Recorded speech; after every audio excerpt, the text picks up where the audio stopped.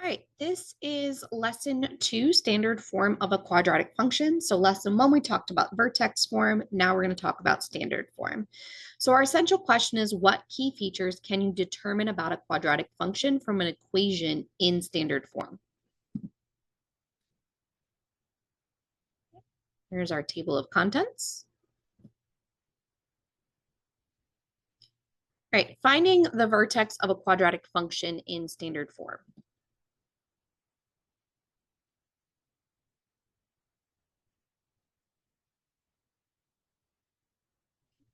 So a function written in standard form is in the form y equals ax squared plus bx plus c. We did see this a little bit in vertex form when we had to change vertex into standard form, okay? You can derive the standard form from the vertex form by doing that. So again, I'm looking for that ax squared plus bx plus c, okay? So if I have vertex form a times x minus h squared plus k, I can factor out the x minus h. So x minus h times x minus h gives me x squared minus xh plus h squared. So that gives me 2xh plus h squared. Okay, I can multiply that a through everything. So I get ax squared minus 2axh plus ah squared plus k. So my a value is a, it doesn't change. My b value is going to be that 2axh, and my c value is going to be ah squared plus k.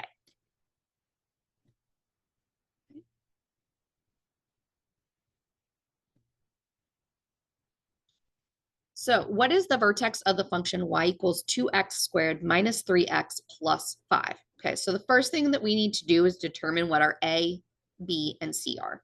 In this case, our a value is 2, our b value is -3, and our c value is 5. Okay.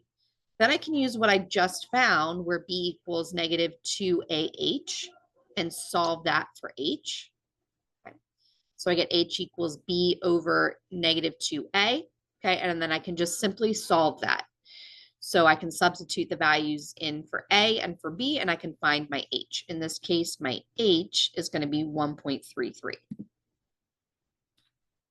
or 4/3. Okay. Then I can substitute that value into my original equation and solve for y. So f of 4/3 equals 2 times 4/3 squared minus 3 times 4/3 plus 5. Okay, and I get 41/9 or 4.55. Graph a quadratic function in standard form. So how can you use key features to graph f of x equals x squared minus 4x plus 8? So again, I'm going to determine what my a, b, and c are. So in this case, a is 1, b is -4, c is 8. I find the x coordinate for the vertex. Okay. Again, by taking b equals -4 and my a is 1 and substituting those values in to find h. So -4 divided by -2 times 1 is -4 over -2, which is going to give me +2. So my x value for my h, for my vertex, is 2. Okay. From there, I can figure out what my y coordinate is by substituting the value of 2 into my equation. So f of 2 equals 1 times 2 squared minus 4 times 2 plus 8. So I get 1 times 4, because 2 squared is 4, minus 8 plus 8, which simplifies to 4. Okay, so my y value for my vertex is 4. So now I have my vertex, 2, 4.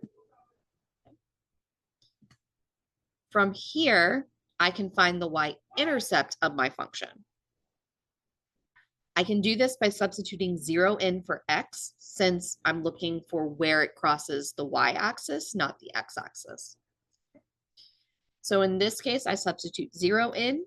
0 squared is 0, times 1 is 0, 4 times 0 is 0, 0 minus 0 is 0, plus 8 gives me +8. So my y-intercept is that c value in the end.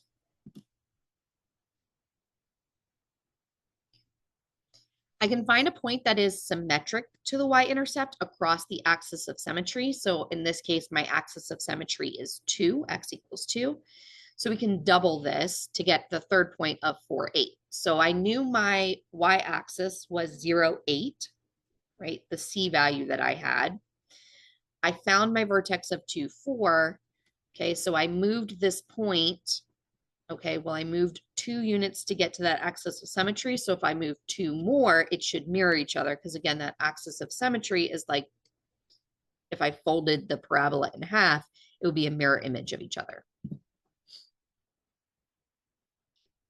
Interpret the graph of a quadratic function. So if I have price, demand, revenue, right? Example, the graph of the function f of x equals negative 10x squared plus 700x minus 6,000 shows the profit a company earns for selling headphones at different prices. What is the maximum profit that the company can expect to earn? Okay. So I'm basically interpreting this. The x-axis is showing me what my selling price is, and my y-axis is showing me how much profit I'm making.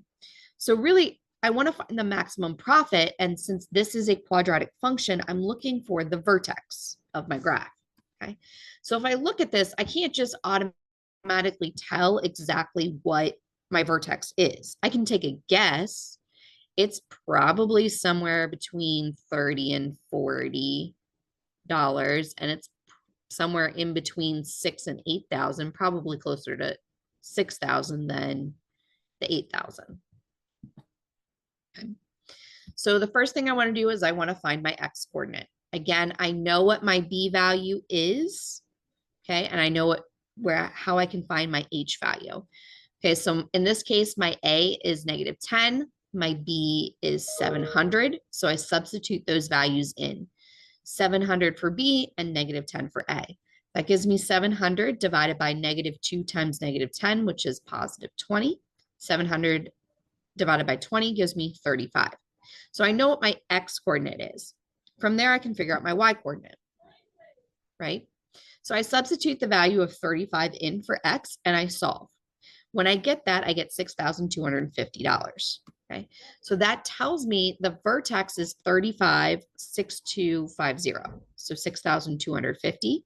So the selling price of $35 per headphones is going to give me my maximum profit of $6,250. Write the equation of a parabola given 3 points. So I want to write an equation that passes through the points 3, 5, 6, negative 4, and 8, 0. Okay.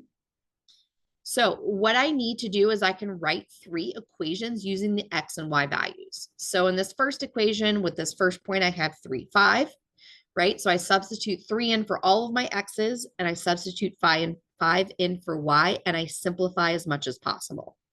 Okay. I do the same thing for 6, negative 4, and for 8, 0. Okay. When I do that, for my first equation, I get f of 5. I get y equals, or 5 equals 9a plus 3b plus c. Then I get negative 4, 36a plus 6b plus c. And then I get 0 equals 64a plus 8b plus c. Okay. From here, I want to set up a matrix. Okay. So very similar to what we did in unit 1, right? So I'm literally taking the numbers, A, B, C, the numbers that are out in front of those letters, and my f of, or my y value. Okay. And that's what's going to equal.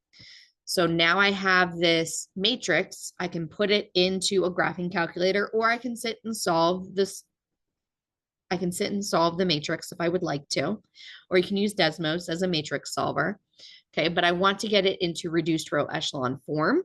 So in this case, my matrix is A is 1, B is negative 12, and C is 32. So then I'm going to substitute those points back in. In this case, I'm substituting the point A for 1, B is negative 12, and C is 32. Okay, and then I'm just going to graph it to confirm. So it did pass through those 3 points that I had indicated, 6, -4, 8, 0, and 3, 5. Okay, so it does give me that parabola.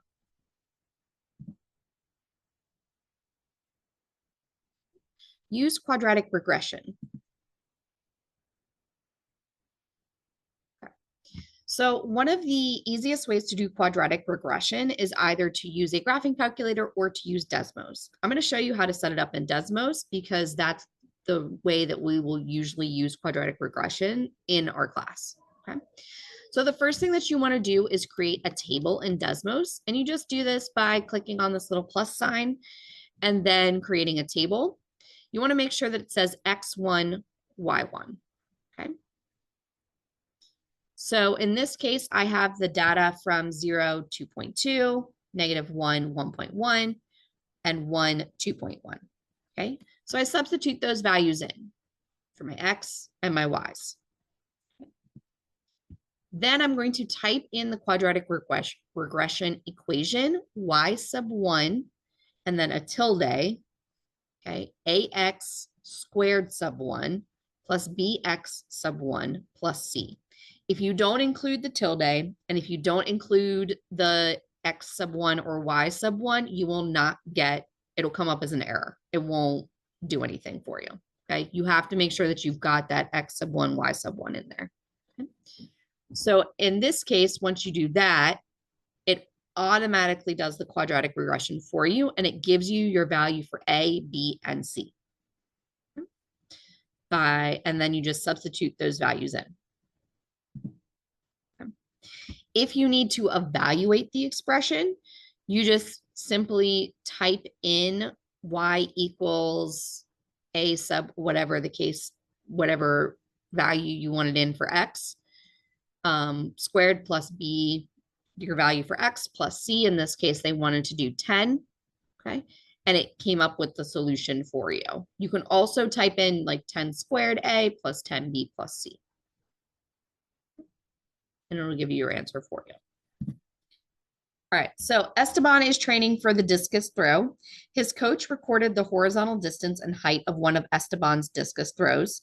The graph shows the horizontal distance the discus traveled in meters and the height of the discus in meters. What will be the height of the discus when it has traveled 15 meters from Esteban? Okay.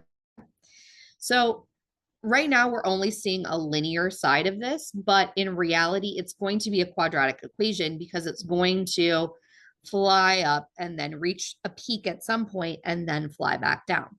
So we want to use the values that we are given in order to determine what the equation is going to be, as well as what it would be valued at 15 meters. Okay. So I'm going to create a table in Desmos. And then I'm going to create the quadratic regression in Desmos. When I do that, I get this equation. So the data shows the disk is only rising, but the model would resemble a parabola. So in this case, we get y is approximately -0.270x squared plus 1.058x plus 0.672. I then substitute the value of 15 in for x, and I solve. Okay, so again, you can put it in Desmos. It's going to give you the answer of around 10.467. So based off of the information that we are given, we can determine that at about 15 meters, the discus should be about 10.5 meters. Summary.